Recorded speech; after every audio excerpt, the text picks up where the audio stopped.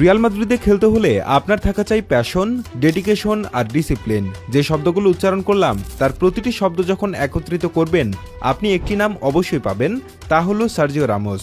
Sergio Ramos নামটা শুনলেই চোখে ভেসে ওঠে সাদা জার্সিতে এক অকুতোভয় যোদ্ধার প্রতিচ্ছবি। ফুটবল মাঠে যিনি কেবল একজন খেলোয়াড় ছিলেন না, তিনি ছিলেন রিয়াল মাদ্রিদের আস্থার প্রতীক। মাঠের মাঝখানে তিনি যখন বুক চিতিয়ে দাঁড়াতেন, গ্যালারির হাজার হাজার ভক্ত তখন নিশ্চিন্তে বিশ্বাস করতে পারত যে তাদের দুর্গ সুরক্ষিত। তার ডেডিকেশন ছিল দেখার মতো।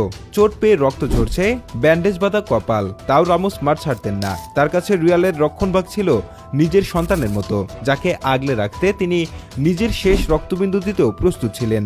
প্রতিপক্ষের স্ট্রাইকাররা যখন বল নিয়ে আসতো, রামোসের সেই তীক্ষ্ণ দৃষ্টি আর নিখুঁত স্লাইডিং ট্যাকলগুলো ছিল ঠিক যেন কোনো দক্ষ শিকারীর থাবা। তার প্যাশন বা আবেগ মিশেছিল ক্লাবের প্রতিটি ঘাসের ডগায়। গোলের পর যখন তিনি রিয়ালের লোগোতে চুমু খেতেন, তখন বোঝা যেত এই ক্লাব